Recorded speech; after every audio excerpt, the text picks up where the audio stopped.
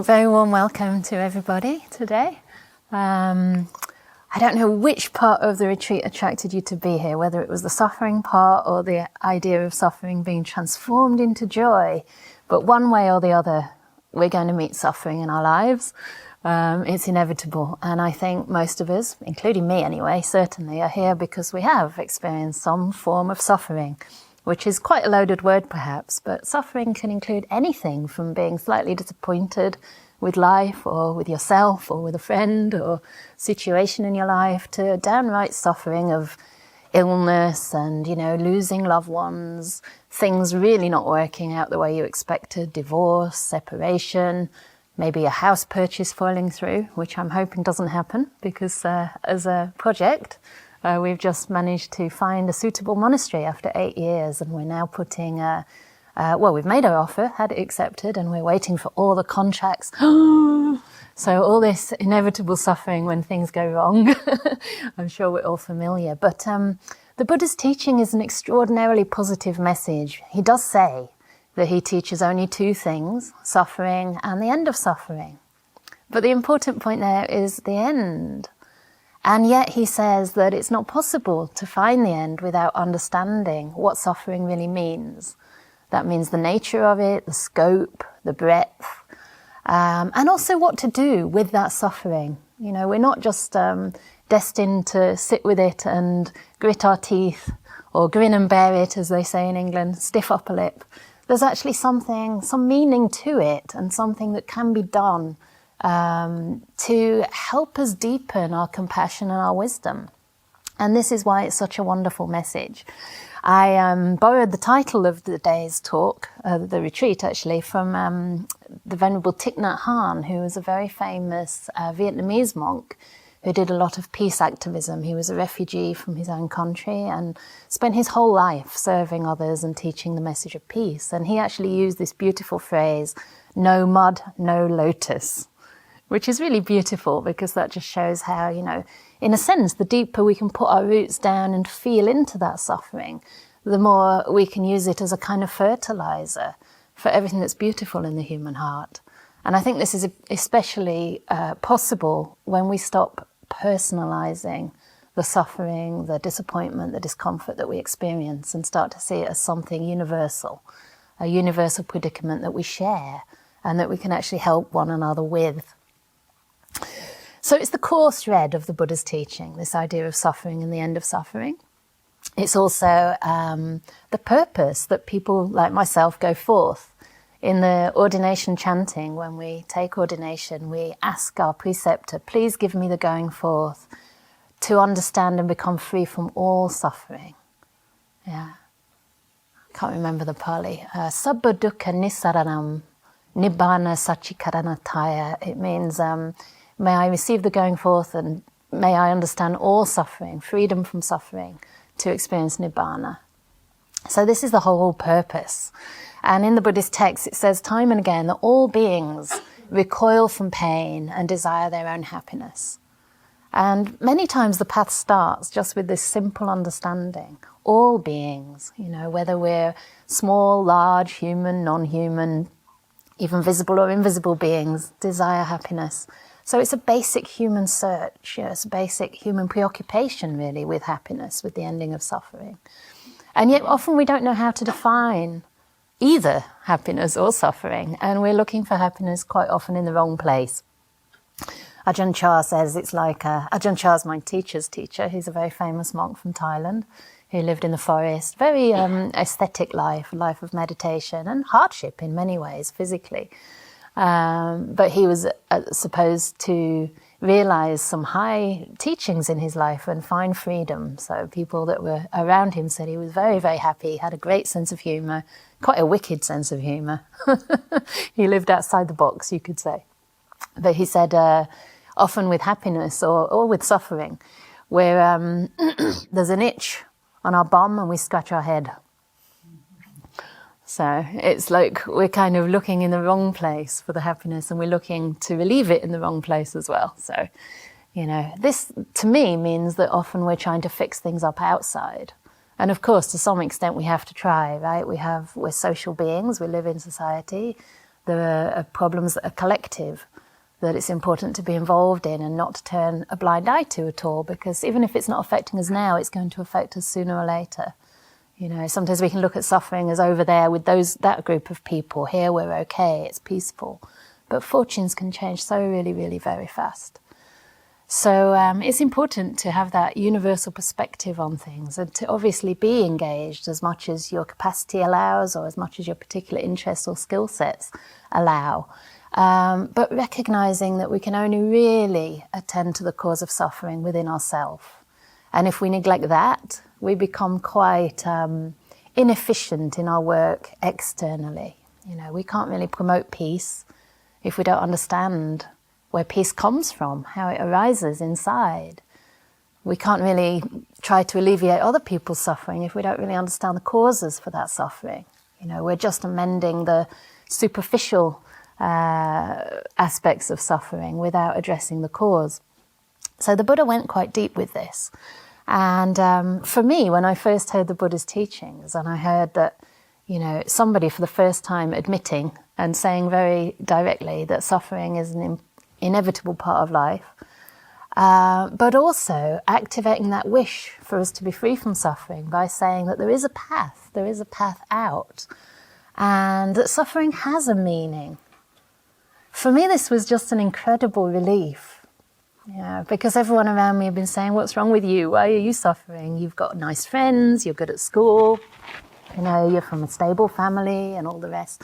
But inside myself, there was just this sense of not knowing why I was here, not knowing the meaning of life, and also the meaning of suffering, and how to respond compassionately to that. And it was only really when I heard the Buddha's teachings that I felt like, oh my goodness, now I understand that suffering can have a purpose, and it can activate that wish to find a path. So the Buddha wasn't so sadistic as to say you're bound to suffer for the rest of your life. He actually did the opposite. He said, you know, there is suffering, this is how to look at it, how to regard it. And suffering is to be understood. And by understanding that and understanding where our true happiness lies, there is a path that you can walk. So whenever people ask me, you know, is Buddhism a philosophy? Is it a way of life? Is it a religion? I always say, no, actually, it's a path. It's a path that shows us suffering, it shows us the cause, and it shows us the way out. And if we walk on that path, we can attain complete freedom from suffering. Do you think that's possible? Is it possible? I'm glad some of you are nodding. That's wonderful. And that's probably because you already have a little bit of experience in this process that, you know, when we are able to start turning towards it, we can find some relief. And that can deepen the longer we practice. Sometimes it's hard to see that because the challenges increase. I found that in my own life. Like I can look back sort of to my time in the forest in a little kuti with the sunrise and the morning dew and the kangaroos hopping by and think, oh, life was so simple. I was so peaceful and equanimous. And now I have all these big responsibilities because I'm trying to extend my blessings really and understanding that I have so far and trying to share that with other people. So yes, it seems more burdensome, there's a lot more responsibility, but there's also a lot of joy because I'm able to extend my own concern with awakening to help other people and to build community. And sometimes, you know, it's easy to see my mind is not always balanced. I get stressed, I get tired, but then I have to recognize that 10 years ago, I wouldn't have had the capacity to be in that situation. So we can't measure our progress by what we feel. Sometimes it's much nicer to measure progress by how much we can serve and how much gratitude, how much meaning we have in our lives. So we're shifting this idea of happiness from being kind of focused on feelings to being more focused on our values and how well we're able to bring those into our daily life. There's a lovely quote, and I don't know who said it, but they said, invest in your values, not your feelings. That's just so succinct, but very beautiful. And I think this is also where the path starts to change. Because we want happiness, and obviously we're in this sensual world. We can find a certain amount of happiness through the senses. I don't know, maybe we tried over Christmas. with Christmas pudding and all kinds of food. Even I had some food at the wrong time, a little bit after noon, because it was Christmas. I thought, well, I'm on my own today and, I can be a bit relaxed. But afterwards, you don't feel particularly good about it. So it quickly turns the other way. That's kind of happiness going to suffering, isn't it? It's the opposite of what we're trying to do. But the Buddha said there is a gratification in sensual pleasure, and it's not to be avoided, but nor is it to be pursued or cultivated. So he said instead it should be feared. And feared in the sense that, not that we're kind of going into some guilt trip, but in the sense that it's not really going to lead to lasting happiness. There's this thing that I like called the law of diminishing returns. Have you ever noticed this? I think it's partly why people get addicted to various, anything really. We don't have to look at only obvious sort of drug addicts or heavy addictions as addictive. What about addictions to social media, addictions to having yet another cup of tea or coffee. And each time you take whatever it is that you're, looking to stimulate yourself with, it has less effect, doesn't it? The first time you have it, it's wonderful, it tastes delicious, or it gives you a boost. But the second time, it's not quite as good. So if you're not wise, you actually keep having more and more of it, trying to get that initial hit, without realizing that actually you're looking in the wrong direction. So these things can be enjoyed but not pursued, because they ultimately are unsatisfactory, disappointing, transitory at best. Even the pleasure of romance and relationships, they say that for the first, I think it's something like, it's less than 3 years, I think it's only about 1.5 years that you get a kind of hit of dopamine and all these, even serotonin, like quite nice kind of feely chemicals that connect you with your partner. But then if there's not something deeper there, like a really deep and meaningful friendship, often a child coming into the picture helps. Only then does these other hormones like oxytocin come up. Oxytocin, is that right? Sounds funny. Oxytocin? Yeah. So from dopamine, from even adrenaline, apparently is one of the initial hormones that starts up. You kind of get the fluttering heartbeat. I don't know, because it's been 18 years I've been a nun and celibate for 6 before then, so I don't know. But still, you can feel that these chemicals are very short-lived. And I've run on a lot of adrenaline in this project, and at some point my adrenal glands just crashed. And I had this, a medically diagnosed burnout, because you can only go so long, even on that kind of stimulated, even wholesome happiness that's kind of a little bit excessive, a little bit frazzles the mind with these hormones. So, yeah, whatever it is in the world, it has a certain amount of gratification, but the Buddha also said there's a danger to that, especially if we get dependent on it, and that there's an escape. So what kind of happiness should we really be looking for, and how did the Buddha define happiness? And also the kind of happiness that can be born from suffering. So I wanted to share with you a very beautiful sutta. I've heard there's a lot of Quaker people here today. Is that true? Quite a few Quaker people? I'm hoping that this is sort of interesting too, because I think these laws that the Buddha teaches are very universal. They're sort of natural phenomena, almost sort of psychological processes that we can observe in ourselves. So even though it's taught by the Buddha, it's not obviously limited to anyone who defines himself as a Buddhist. As I said, for me, Buddhism is actually all about suffering and finding a way out. It's nothing to do with a label that we give ourselves. It's just that I'm in robes now, so it's kind of complicated when people say, "You're a Buddhist nun." Oh, no, I'm not a Buddhist, but I just think... So I just say, yeah, I'm a Buddhist. Anyway, so this particular teaching is from any people into the suttas here or online. It's from the Anguttara Nikaya, the Book of 12s, and it's number 23. So you can go and check it out later. And it's called the Upanisa Sutta. And I'm actually going to skip half of it and just say very briefly that the first half talks about the origin of suffering, from basically beginning with delusion, which in Buddhism means not really understanding things as they are. So actually taking reality to be other than it is. And in brief, that's defined as seeing things as permanent when they're actually impermanent. Seeing things that are subject to suffering as happiness. Seeing things that are non-self, they basically don't have any identity or any sort of essence to them, as self. And also seeing what's ugly as beautiful. That really means doesn't mean that everything's ugly. It just means things like the body are just body. It's made of blood, flesh, bones, teeth, skin, hair, whatever. That's what we actually see when we look at each other, is like bones, skin, hair. That's all we see, thank goodness, because otherwise it really would look very ugly.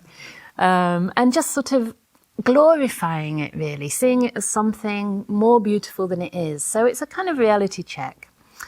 And the Buddha's saying, in what's called dependent origination, which is the arising of suffering, that it all starts from this delusion as to what reality really is.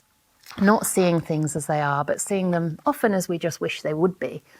But, the reality is kind of in the face sometimes. I think in Western culture, less so.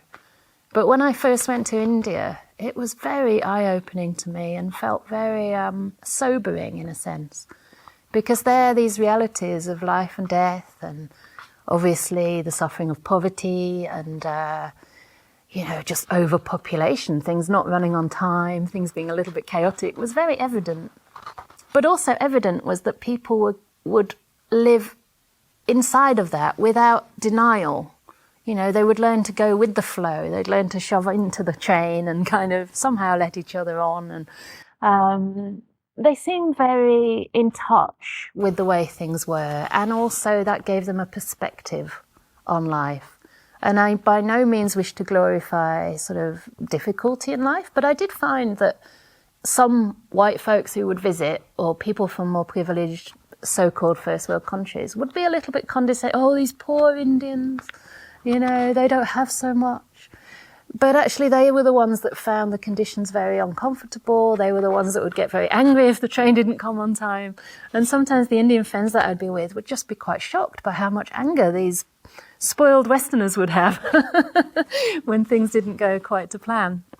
And I could see that they had a sense of a deeper meaning, a sense of being connected to something bigger than themselves. And that was where I first came in touch with the path. Anyway, we won't get to the sutta if I keep digressing. But basically the Buddha's saying that it's from this lack of understanding the way things are that suffering arises. And that suffering is obviously inevitable. And he's going through the whole sequence of that, which then leads into future birth. Whether or not you believe in that, whether you think that's a future physical birth, it is defined in the suttas as physical birth, literally descent into the womb, whether an animal womb or a human womb or whatever. And from there, suffering arises. Again, with birth.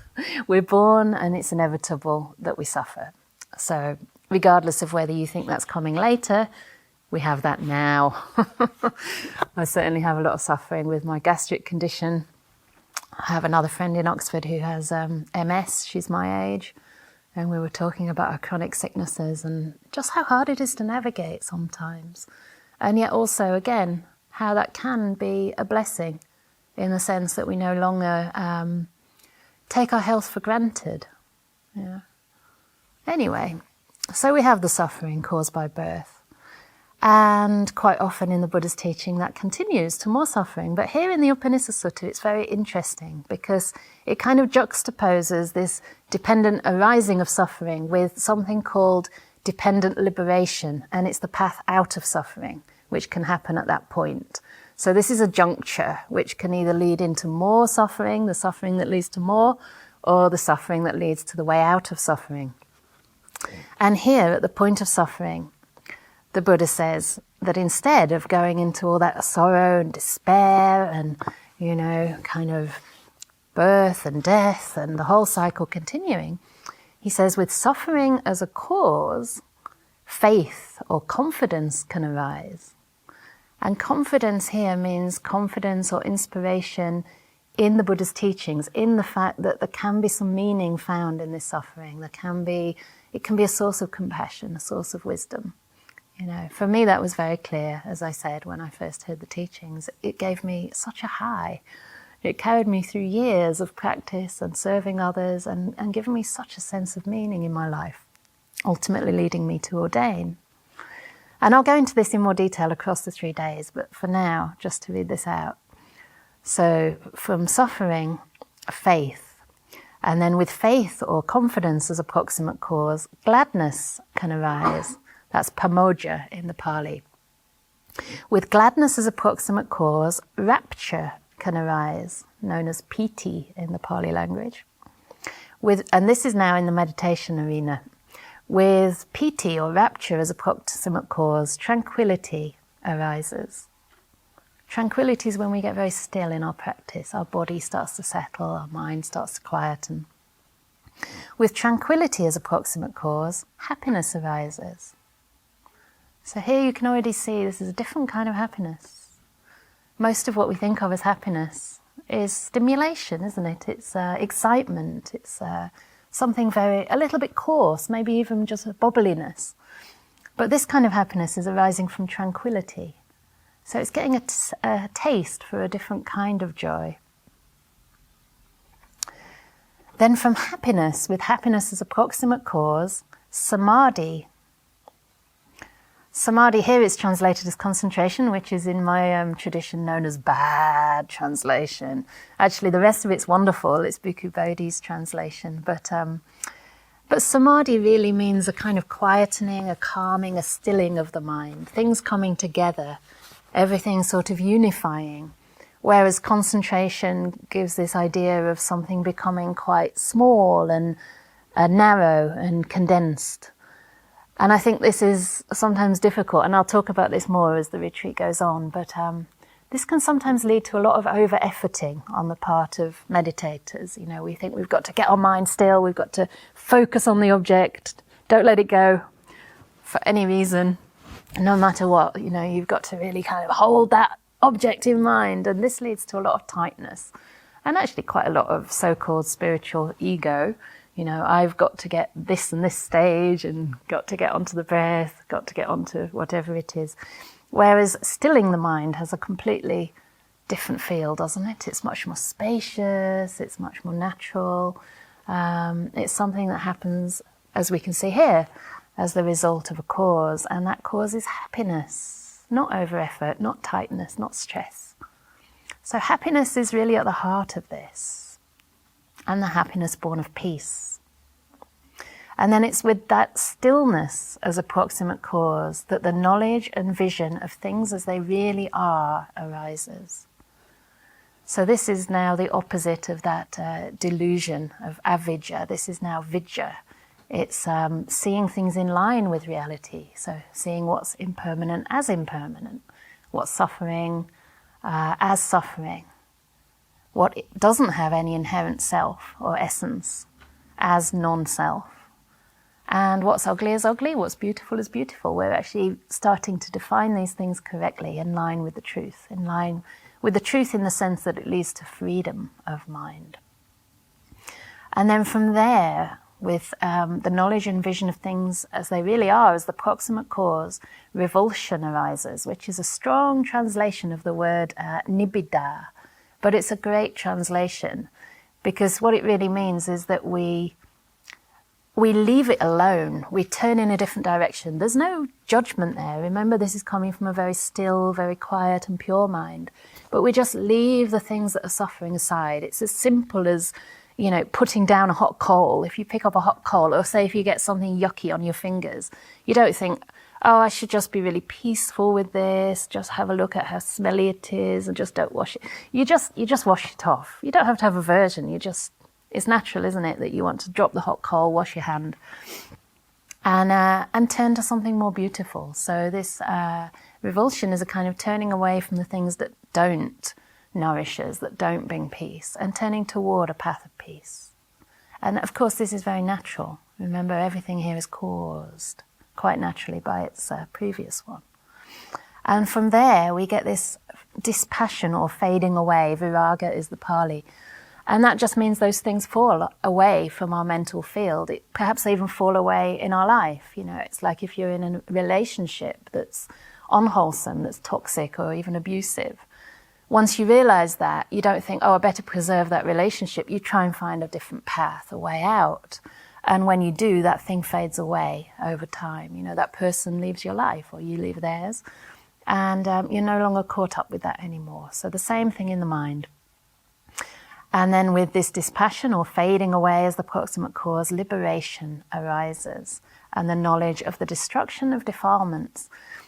Defilements is a strange word. I actually prefer the Tibetan word, which is the 3 poisons. It basically means the roots of greed, hate, and delusion.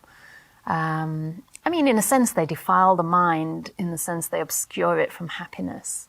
But it just has quite a, judgmental note to it, doesn't it? It sounds a bit, dirty, we're defiled, Can bring up a bit of a guilt complex or shame, which I don't think is very helpful. So, just seeing this as the uprooting of any tendency, any possibility to react anymore with greed, hate, or delusion. Yeah, because there's no need to. If you understand how things are, you've got a choice. You can live in line with them, which is obviously going to happen if you've removed those things, or you can react and fight with reality, and that just makes more suffering, more tension. And then the Buddha ends this little teaching with a beautiful simile. And I think this is a lovely simile to bear in mind for our practice, because this whole practice, the whole path, it's not about your ability. Okay, so don't be here thinking, oh no, I can't meditate, I can't even understand what she's talking about. It doesn't matter. It really doesn't matter. In fact, all of that is just the wrong grasp of phenomena as a self, as belonging to you. Nobody has a greater capacity or ability than anybody else. It's all about a process of cause and effect, and just learning to put those causes in place. So the Buddha says, just as when the rain pours down in thick droplets on a mountain top, the water flows down along the slope and fills the cleft, the gullies and the creeks. These being full, fill up the pools or the ponds. These being full, fill up the lakes. These being full, fill up the streams. These being full, fill up the rivers, and these being full, fill up the great ocean. So too, and then he goes through the whole sequence with delusion as the cause, this whole mass of suffering arises, I'm paraphrasing.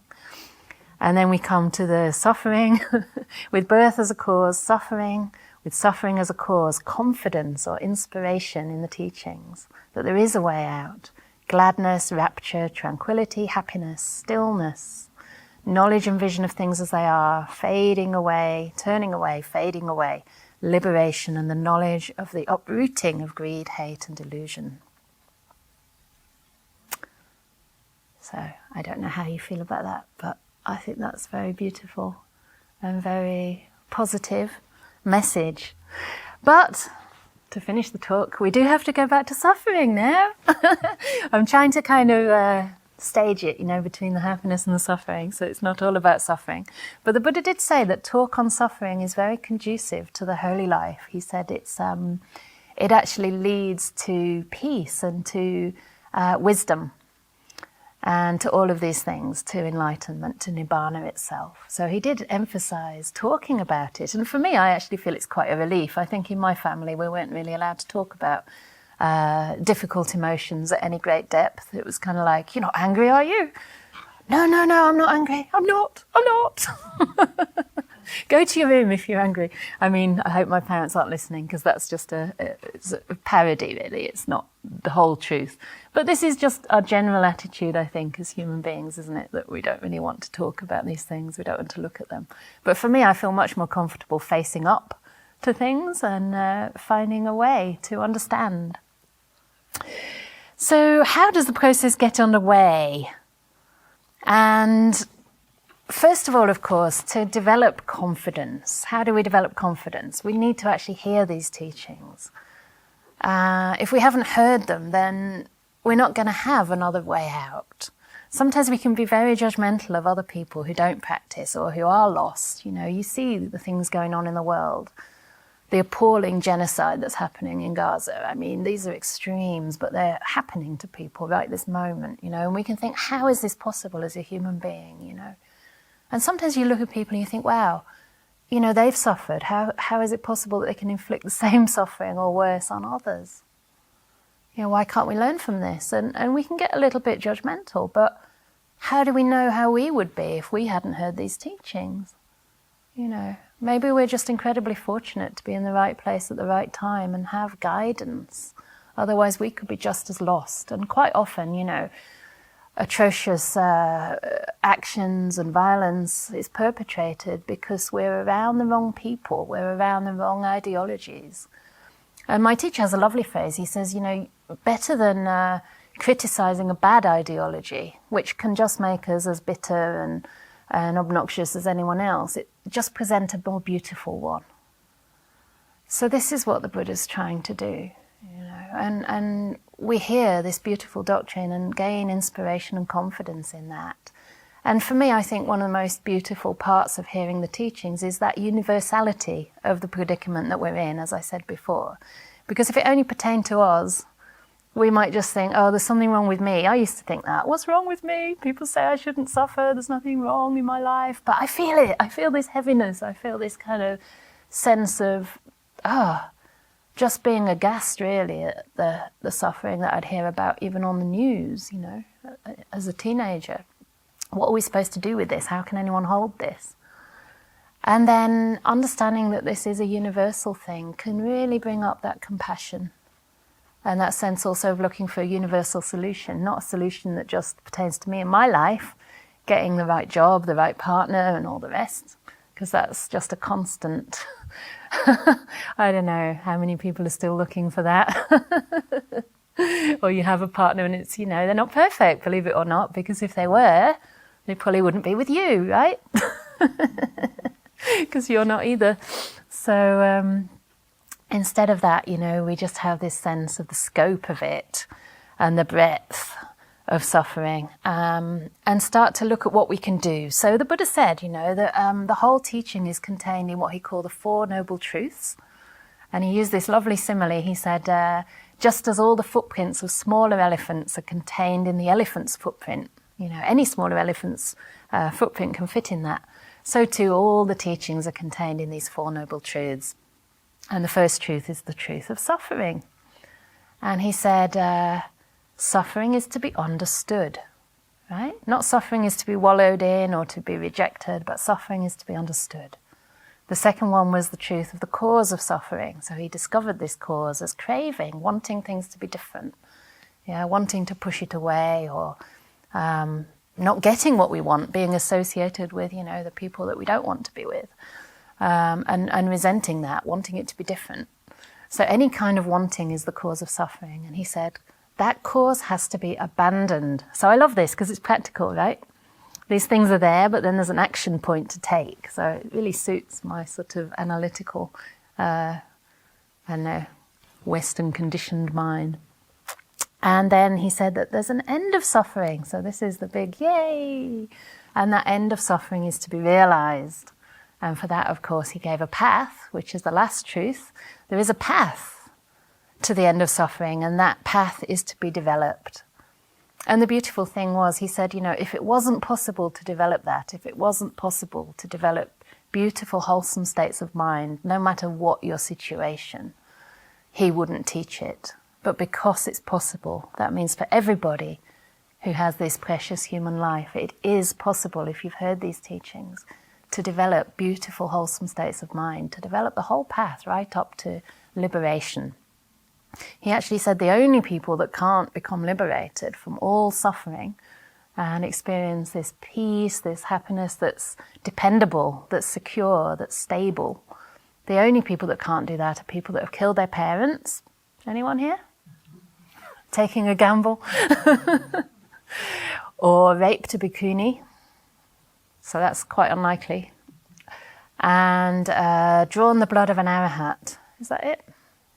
I think that's it. So it's unlikely. And they're the only people. So all this talk of whether you have enough paramis or enough good karma and all the rest, this is added later to the Buddhist tradition. This is actually more from the commentaries. I think these teachings on causality are much more optimistic and effective than teachings on you've either got it or you've not. You know, it's something that can be cultivated. It's something that's a process. And we can experience the benefit every step of the way. The happiness isn't only the goal, it's also the path, right? And this is showing that from any amount of suffering, it can lead into happiness almost straight away through that confidence in the teachings. So, what is suffering? Let's go back to the First Noble Truth and define it properly, first of all. We're circling here. So the Buddha said that suffering basically has all these different elements. There's the physical element, there's the emotional, psychological element, and there's also this existential side of suffering that encompasses simply being alive. So in Pali he said, Jati pidukkha jaranam pidukkam soka parideva dukkha domanasupayasa pidukkha, which basically means birth is suffering, Maranam. Sometimes he says old age and then death. So these are obvious: birth, old age, and death. And we can see them in the moment. We can see them as a process. You know, it's not getting easier, is it? Anyone else here with a chronic condition will know. Sometimes people come to me and they say, "Oh, but you don't have the right treatment." I do have the right treatment. I have the best treatment possible. But chronic conditions worsen with age. It's just the way it goes. And then the rest was soka parideva. It means crying, lamentation, despair, sorrow, grief, you name it. I mean, we've experienced it. I'm sure everyone in this room has experienced it at the loss of a loved one or a breakup or, you know, just the loneliness that we've been through as a society through this pandemic, for example. I mean, I got quite lonely and I was lucky. I was on my own. But I had a lovely online community that was developed throughout this time. But after about a year and a half of seeing basically nobody, except the people just outside my, on the street from time to time, I started to feel quite lonely and wondered what the meaning of my life was, who I could really share it with. So there were all these kind of psychological, emotional sufferings that we have to face. And then the most beautiful part of this, well, not quite the most, okay, I'm getting there. The next part is apiehi sampayogo dukkha, piehi vipayogo dukkha. It basically means association with people that you don't like or love, that there's no good relationship with, and being separated from those we do love. Yeah, this is just part and parcel of life. It happens. You know, if you're not separated in this life, then you're separated at the end of life. You know, my parents have had a wonderful relationship for about more than 50 years now. They've had a 50th anniversary a couple of years back. Yeah, I mean, in many ways, they've presented to me a very secure and healthy relationship. And I've seen that growing up, but I always had that sense that, oh, isn't there too much dependency there? You know, what happens where one goes? And it does happen sometimes that, you know, even if everything goes well when you're together, at the end of life, one partner dies and the other partner goes very soon afterwards, you know, because they simply don't know. We don't know, right, how to live without that person that's been the central part of our life. And we develop so much of an identity around and in relation to as well. So this is inevitable, no matter how smart and wise we are. You know, we have to be separated from those we love and from those things that we love as well. And it can come suddenly. You know, look at the climate crisis throughout the world. In a moment, there could be a landslide, there could be a mudslide, or something could be struck by lightning or a flood. Even in my Chesterfield, actually, on my parents' road, the whole thing was flooded at the bottom. And nobody died, but a couple of pets died in the pet shop, which was really sad because the pet shop got flooded. Yeah. So, you know, we might think we're sort of free from the worst disaster zones in this world, but you just don't know. I'm sure that little guinea pig didn't know it was its last day on Earth. Hopefully it's been reborn. Maybe it's, I don't know, got a better rebirth somewhere else. And then the last part, which is the existential part, is that the Buddha's basically saying these 5 khandas are suffering. 5 khandas are the way he described this body and mind. So he was basically trying to group it into 5 easy categories so we can understand what's going on. So these 5 aspects of existence or components of existence are the body, materiality, whatever basically belongs to this world, material. And then 4 aspects which are mental. So that's the feeling part of the mind, that which knows pleasure, pain, and anything in between. It's a whole spectrum. The feeling part, and then the volition of the mind. So our ability to respond or react.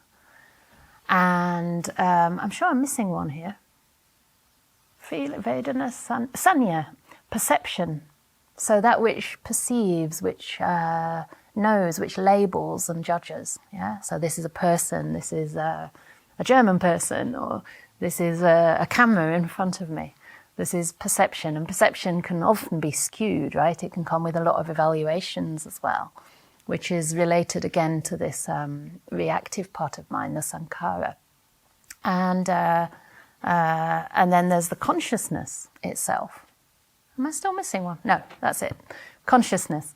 But consciousness is often translated as just consciousness, but there are actually 6. So there's mind consciousness, ear, eye, nose, tongue, and body consciousness. That's, I think, 6. So all operating in their own sphere. So that's just that which knows, but it's a process. Again, it's something that's dependently arisen. And the Buddha said that these 5 in and of themselves are suffering. Yeah, just to see, just to hear, perceive, feel is suffering. In other words, not to get depressed, but there's something more than that. This is the point. You know, these are okay. These are kind of, they have their gratification, but they change. And because they change, they can't be depended upon, right? So there's something beyond these things that the Buddha's trying to point us towards. And of course, we can learn to use our mind, especially our perception and our choices, if you like, in skillful ways to bring about more happiness and less pain. And this is really a large part of what we're doing. It's a training in skillful use of perception, looking at the world, looking at phenomena, looking at ourselves in ways that encourages the wholesome states to arise. So as usual, I'm talking too much before getting on to how we actually respond to this suffering in ways that help rather than create more of it. And there are kind of 3 responses. I think this was posited by the Venerable Bhikkhu Bodhi, but I like this categorization very much. He says that the normal responses that we either indulge in our suffering, which sounds very masochistic, doesn't it? But we do, right? I don't know. Does anyone here do that? You know, you're sort of suffering. Oh, poor me, this always happens to me. I remember like 22.5 years ago in 6 days that something similar happened, you know. It's going to be my destiny forever. Poor me, this is my life. And then we play the sad song and, you know, we sort of look out at a drab view and we're in the mood to suffer. Because, yeah, wallowing kind of gives us a sense of identity sometimes. And, you know, it's not to judge it, but just to notice that we do have this tendency to actually kind of get a bit sucked in and lose the perspective. And I think this is the beauty of the Buddha's teachings, that he gives us that context and that perspective. It's a universal thing, it's inevitable, but we have a choice whether we wallow or whether we find a wise response, if we've heard the teachings. And the next one that we tend to do a lot of is to try and push it away. We don't want to see it, we want to, you know, resist it. We distract ourselves with social media, which makes it worse. I know that because I have to go on there sometimes for, you know, promoting what I'm up to and the teaching events. And then it's like, oh, just look at a couple of posts. There might be something inspiring. And then you realise half an hour went by and you feel wrecked. You feel really tired. It's like, I didn't need an extra half an hour online, you know. But we're trying to actually distract ourselves from what's going on inside. Maybe just a bit of boredom or something that's not that bad if you look at it. So, yeah, we want to get rid, we want to reject. Sometimes we just avoid it outright. I mean, I've met even meditators who are practicing, and I presumed kind of getting to know their emotional world, getting to know their body, how it works, look at how they create suffering inside. But then they told me afterwards, no, I don't do that at all. I just try to avoid it. I meditate because I want to basically escape myself. So we can even use meditation. Certainly we can use meditation in unskillful ways. And a lot of the time this is what's going on, isn't it? We're experiencing a pain and we think, I don't want this pain. I didn't come here to suffer. It should be a bed, not a silly little mat on the floor that's got no decent cushions. Or emotional pain comes up. I wanted to come here for peace. I didn't want to relive my past relationship or, the boss at work shouting at me last week. But these things come up because we haven't processed them yet. So we can try and reject them, or we can kind of follow the storyline and wallow in it and create more and more suffering for ourselves. Or we can have a wiser response. And that wise response is to be taken gently, but it does involve a turning towards. It involves going against the stream, as the Buddha said. His path is the opposite direction from the way of the world. It's actually turning towards these things in order to meet them and to understand. So it's not possible, is it, to understand something that we're avoiding or something that we're trying to sugarcoat. We have to actually start to learn how to be with it. And there's this very beautiful way to do it. We don't just go into it with our slightly frazzled mind, but we go hand in hand with what the Buddha called 3 right intentions, which are beautiful qualities of mind. One of them is called letting go or renunciation.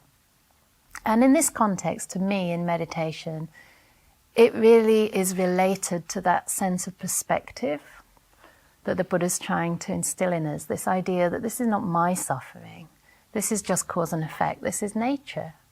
It's nature just arising because of a cause. And it doesn't belong to me. I don't have to identify with it and think this is a problem or this is my fault. This is something I have to feel ashamed for. Let me just see if I can look at this with a sense of this is nature. We let go of that sense of ownership, that sense of control in a way, and just allow things to play out. But he didn't say only go to it with that, because that sounds a bit aloof, a bit cool. He also said we have to have loving kindness, avyapada, which means non-ill will. So there's this myth of mindfulness that it can be such a thing as bare.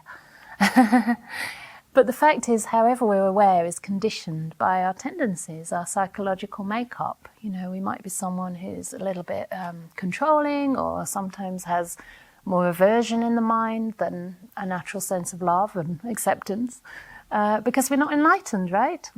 I certainly have a little bit more of the critical side going on than the greed. So for me, the metta is very, very important as a way of looking. And so we actually try to put these things, this sense of loving kindness, between ourself and the object. As I said earlier, it's not about just grabbing that object and holding on to it. It's actually noticing that you're in relationship with whatever arises in your mind. There is a relationship there. And in that space between you and whatever arises, whether it's something beautiful or something that you don't really want to see, we can have that lovely sense of friendliness, that sense of warmth, even a sense of curiosity and inquiry. Okay, how are you today? Okay, sadness, what is it you want to tell me? Can I just give you some space here? Can I listen to you? Can I be gentle and kind? So we apply these beautiful motivations, these kind of ways of relating. It's a disposition of mind to whatever's right there. And this can help us to meet and also to stay with it for longer so that we can understand what's happening in our mind. And then lastly, and then we'll meditate, we can go in there with an attitude of compassion. The Buddha called that avihimsaka, which means non-cruelty. Yeah. This is also very nice if you consider that cruelty can be a disposition towards phenomena. We can be cruel with ourselves. We can be cruel towards what we're experiencing. I don't want this shouldn't be happening, go away. Cruel to ourselves, thinking that, somehow we're to blame or at fault for what's arising in our mind. How many people have those voices inside, those inner tyrannical voices? Yeah, honest people, thank you. Yeah, We think, oh, you really should be beyond this. You've been a nun now 18 years, you shouldn't have this voice. But I had a little bit of a guilt thing because of silly little things like eating a bit after 12. And I told my teacher, because as Buddhist monastics we can confess these things. He's like, what would you say to someone else? I'm like, well, I just say, oh, it was Christmas anyway. He's like, yeah, exactly. Just look at the causes and just make sure, you're more careful with the causes next time. But yeah, I still felt a bit like, we just got this lovely monastery. And I mean, it's really a small thing, right? It's not even unethical as such. But I can still have these voices as well that think, oh, you're not doing well enough. You're not worthy of such a great teacher and all this support, And we have to notice these and then see if we can be a little bit more compassionate, a bit more understanding with ourselves and stop judging ourselves so hard, yeah. And stop judging each other so hard as well, because we're all in it together. And I'm sure on this retreat, some of you will have some moments of, tension or distraction or boredom or downright pain, emotional pain, physical pain. And you'll also have times of quiet and times of peace and feeling engaged with the practice, feeling inspired. So all of us are in it together. So with this little overview, it was a longer talk because it's the first of the retreat and I wanted to paint the picture. We shall go into some meditation and in the afternoon we'll get more into the happiness part. So if you want to stretch, if you desperately need to pee, then please go ahead. Otherwise just have a stretch. So for the people online as well, I think we might go on for about 35 minutes. So we'll go about 10 minutes longer than we... Is that okay? Okay, because the talk was a little longer.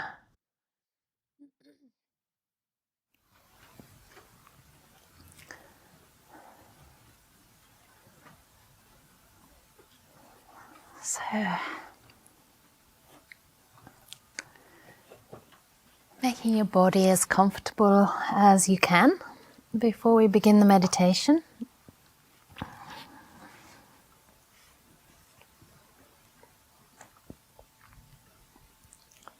And whether or not you're used to meditating, see if you can check in with what your body really needs now, rather than sitting in postures you feel you should adopt.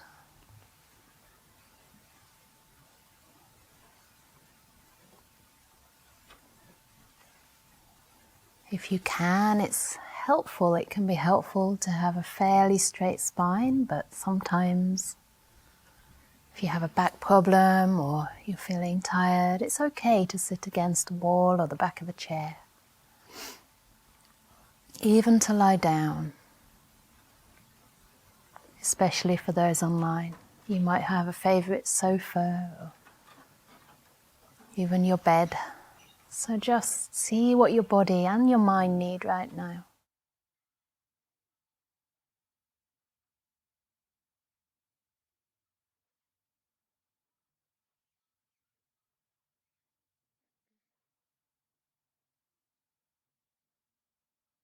And it can help to gently close your eyes and come in contact with the feelings in the body,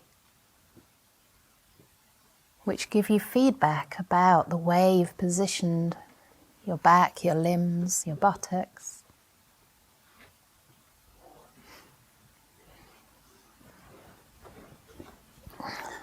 My knee is asking for a little bit of loosening up, so I'm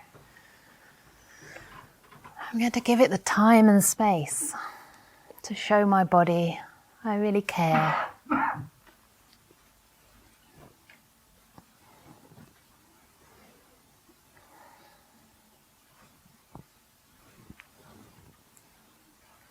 If you're seated on a chair, you might want to check how your knees are feeling. Sometimes you might find that moving your feet slightly forward of the knees can help relieve any pressure.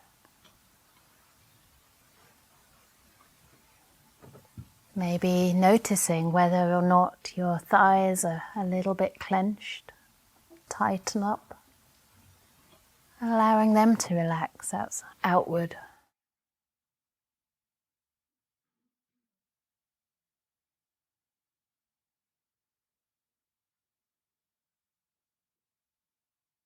And checking your shoulders, another area that we tend to hold a lot of tension, tightening, defense perhaps from one another. Maybe just rolling back your shoulders to loosen them up and allow them just to drop down wherever they're comfortable. Maybe adjusting the position of your arms, your hands.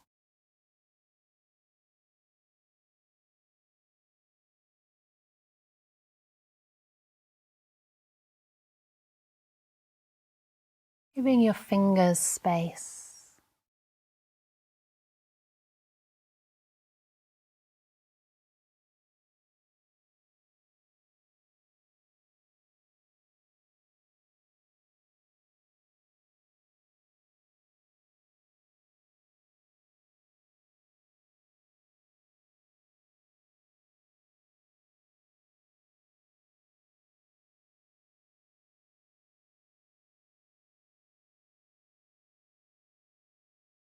And sensing the space around you.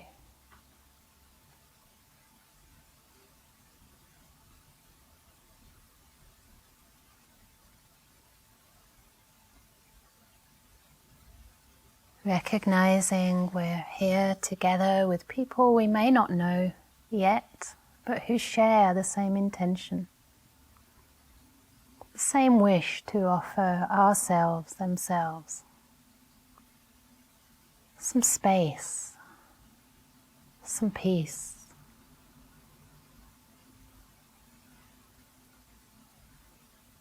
The people we're with are people we can trust, that have no bad intention other than the only intention is to practice, to develop on the path.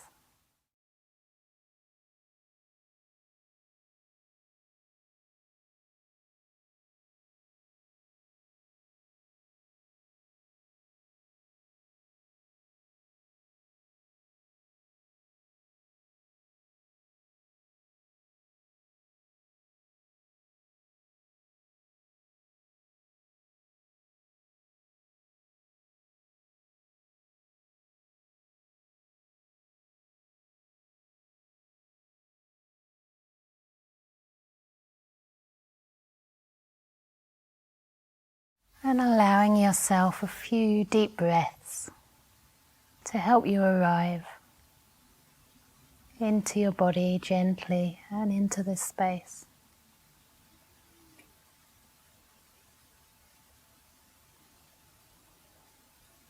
And relaxing more fully with each out-breath.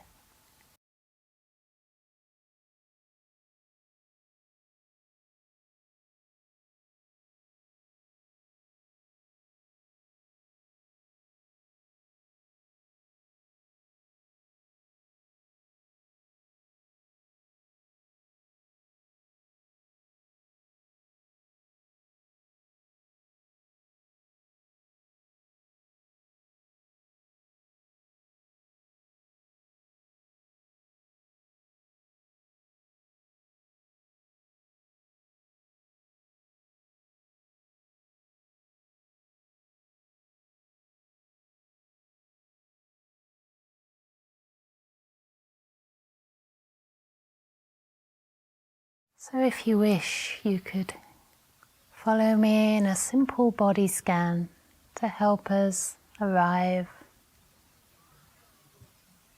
more fully into this moment.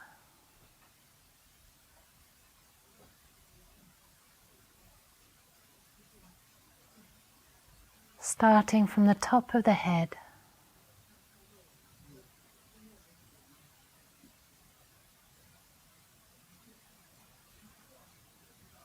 and to help the process feel natural and easeful.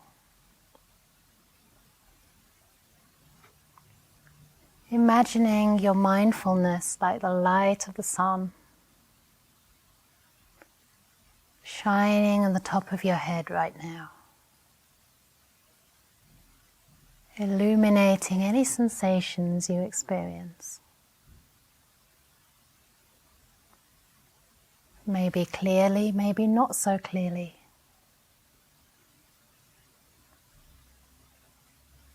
Just letting that be.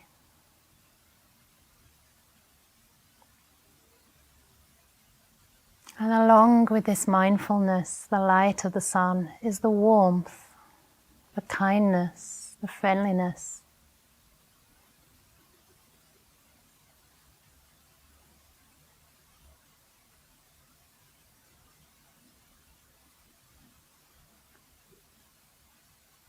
And you can sense that warmth, that kindness relaxing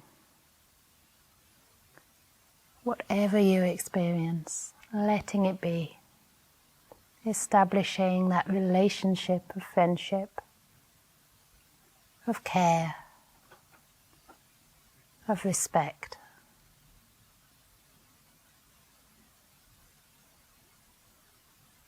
Just soaking up these beautiful golden rays of the sun. Your mindful or kindful awareness.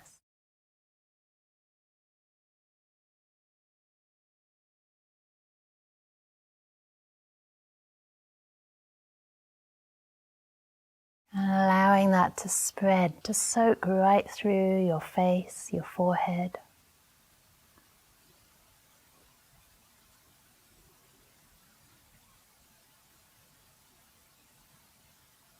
As though you were perhaps sitting back in a deck chair or comfy armchair, just receiving these gentle rays of sunshine on your face, opening up any tightness or tension that you have maybe in your brow. Relaxing your eyes, your cheeks, your jaw.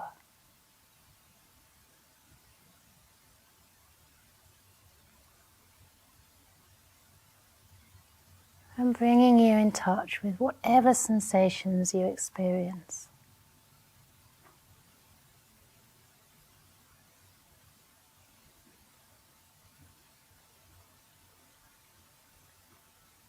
Sensations that are real, that are happening now. Bringing you more and more fully into this present moment.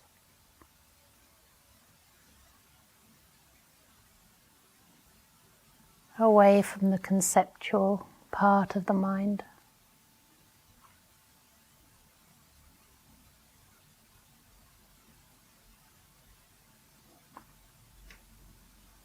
And as this kindness and mindfulness, the light and warmth of the sun travels down through the neck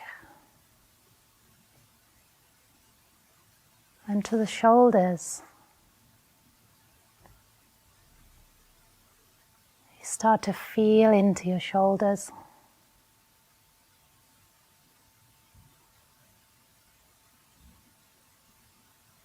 Just receiving whatever experience manifests there right now. And being kind to it. Allowing it to be.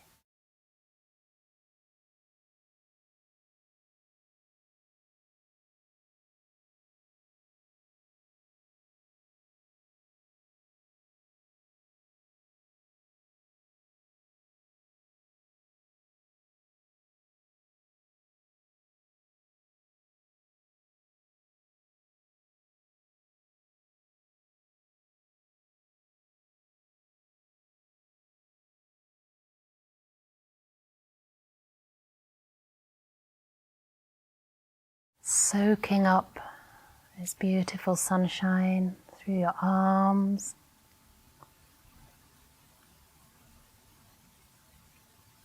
your elbows, Your lower arms all the way down to your hands,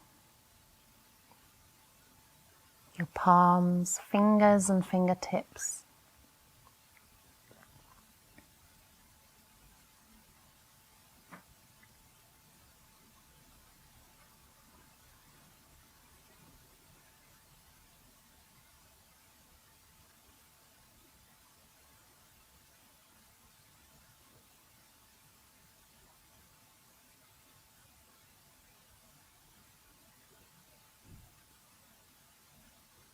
Allowing your arms to relax.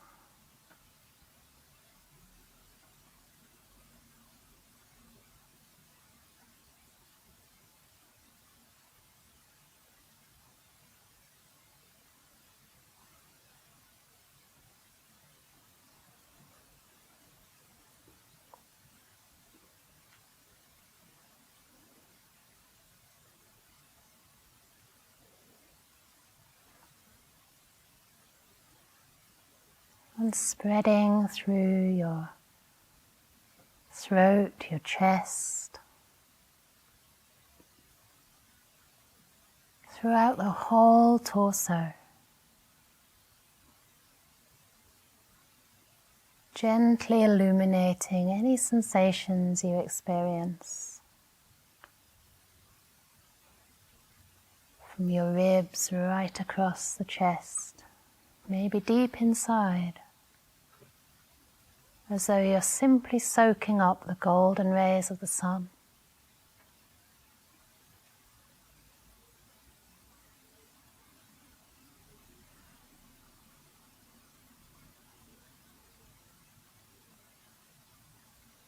Imbued with kindness and warmth.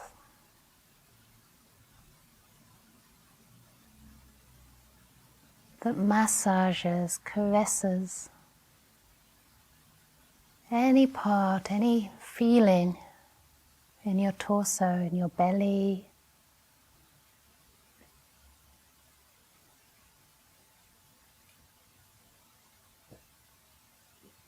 any part that may feel tense or tight. Perhaps spending longer there.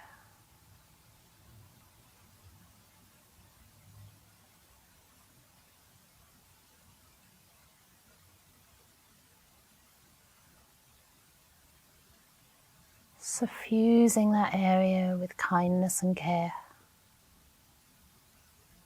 Just allowing it to be.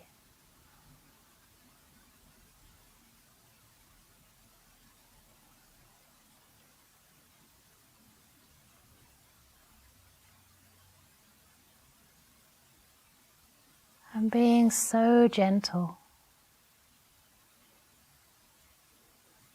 Moving on. If you start to notice you're reacting or getting tight, just loosening, allowing the awareness to move, to flow.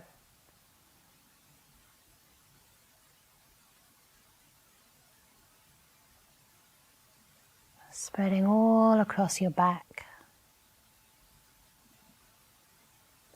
down the spine,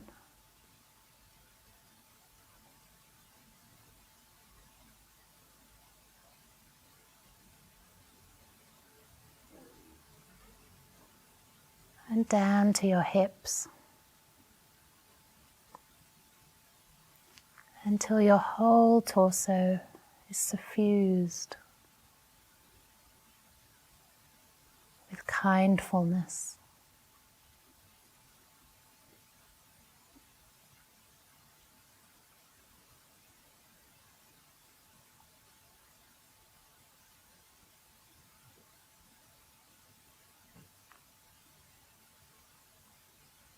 And perhaps you start to pick up more of what's going on. Noticing perhaps many different sensations. Maybe tingling or throbbing, aching or a pinching sensation. whatever it is, treating it with friendship, respect and care, just allowing it to be.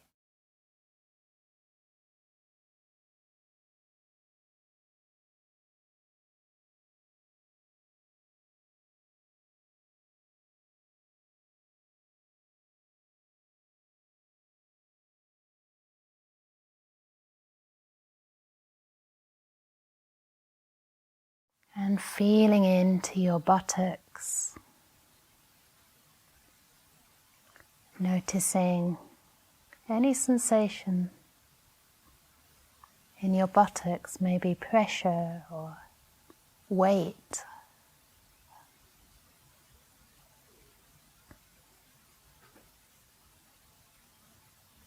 Maybe warmth.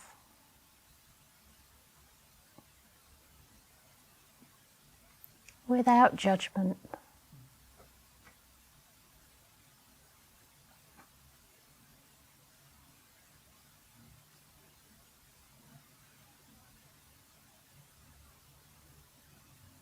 And moving down through your thighs.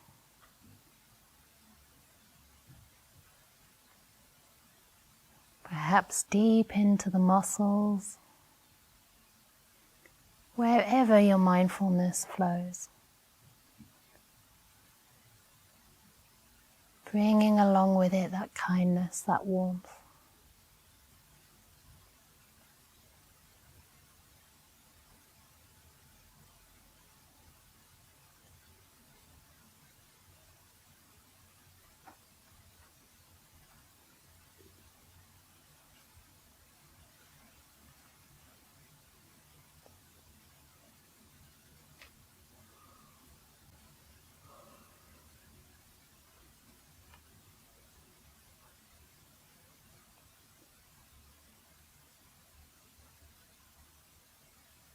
And noticing your knees,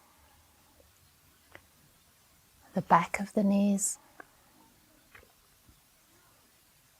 giving them some extra care.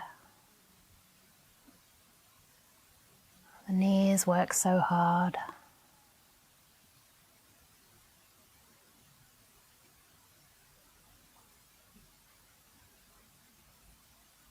See if you can relax with any sensations that may be more intense, maybe piercing or aching.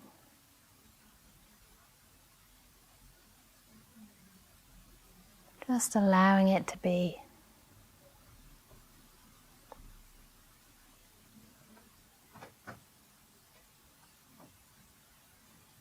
And being gentle if you find your knees are taking too much strain, you can still adjust them very slowly and mindfully with an attitude of compassion and care.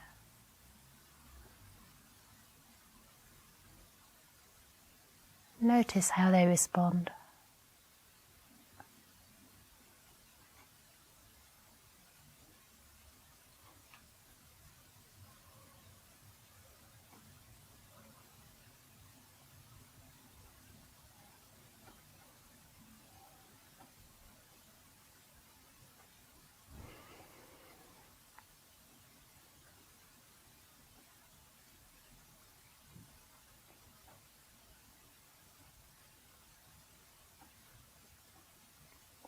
And feeling into your legs, your shins, your calves, all the way down to the feet.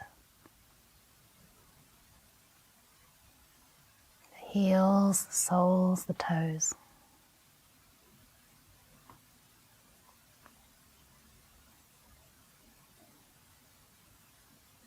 As though the whole leg area from the hips to the toes were just bathed in golden sunshine.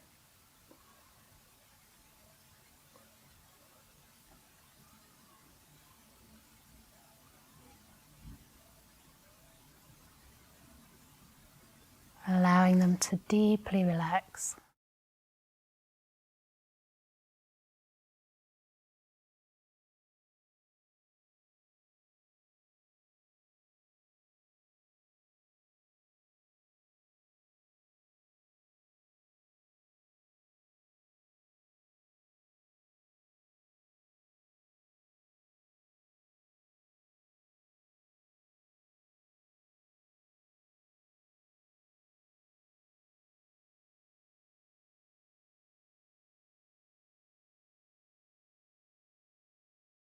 And allowing this awareness to expand, to include much of your body, perhaps the whole body.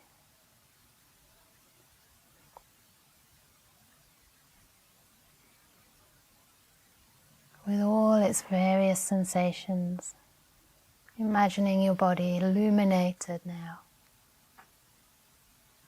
by this beautiful golden sunshine.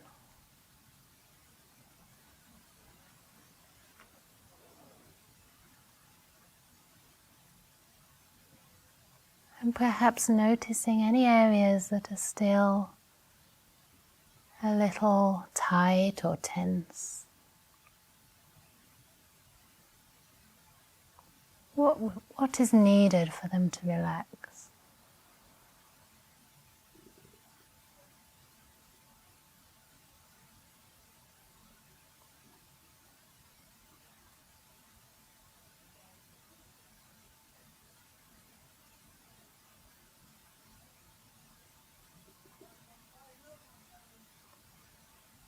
Perhaps a more spacious, gentle, expansive awareness.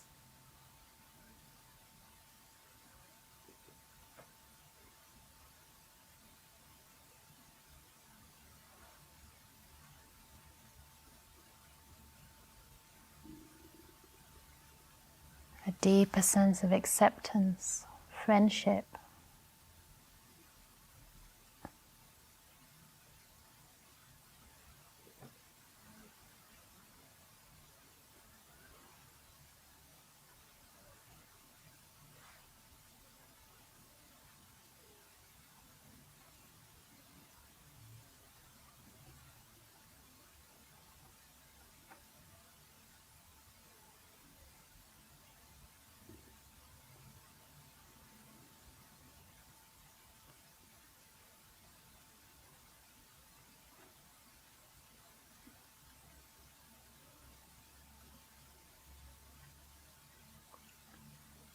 What is your attitude, your disposition to your experience right now?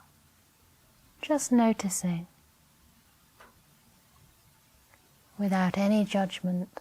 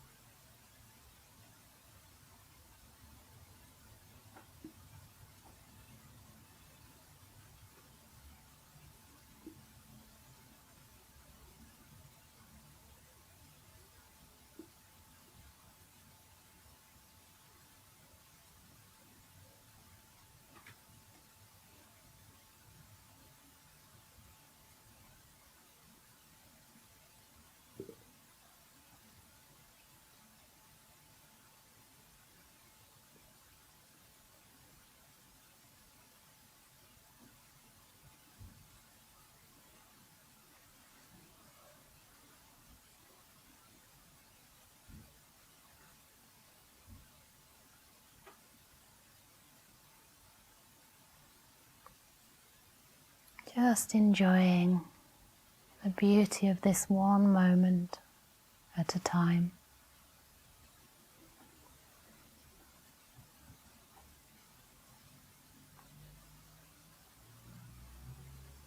With whatever sensation you experience right now, or perhaps with the breath, if the breath comes to mind. Allowing the breath to be another anchor, a resting place. bringing you into the here and now. Just resting with kindness, with whatever comes to mind.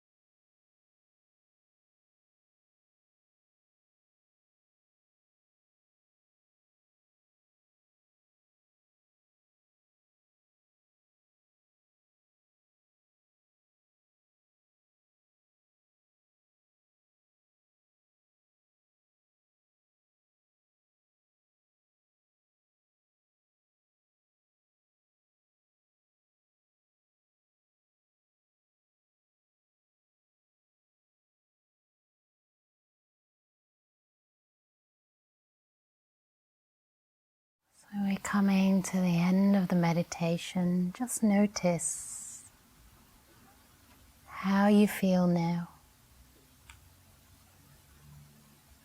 and why.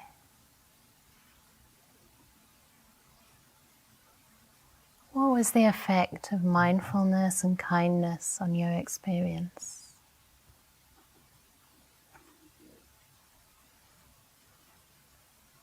How did kindness help to soothe and relax the body and mind?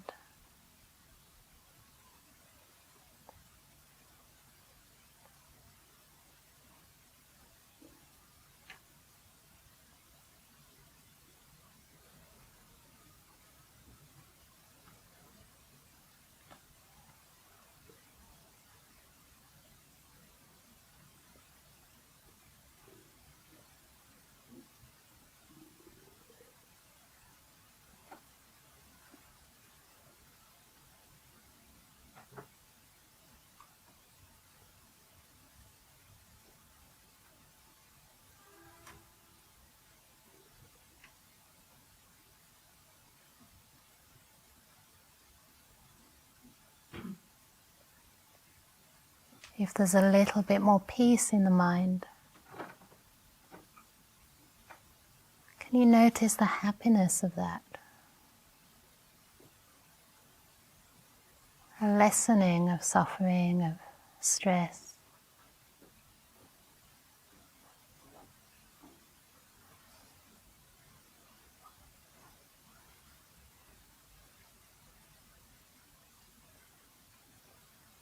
Or if the mind is distracted, tired or irritated, how are you relating to that?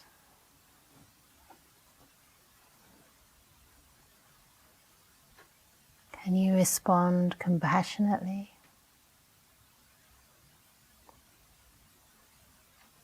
Recognizing these things have a cause.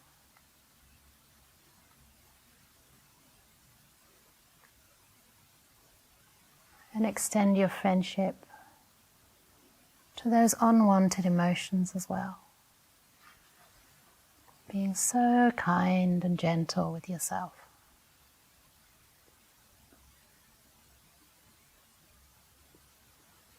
Allowing yourself to be.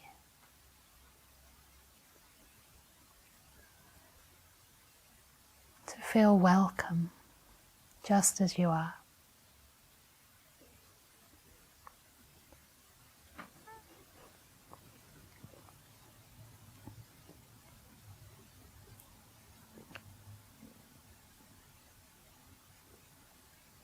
So ring the bell, and at the end of the ring, you can gently open your eyes if you wish. I will do a little bit of walking meditation.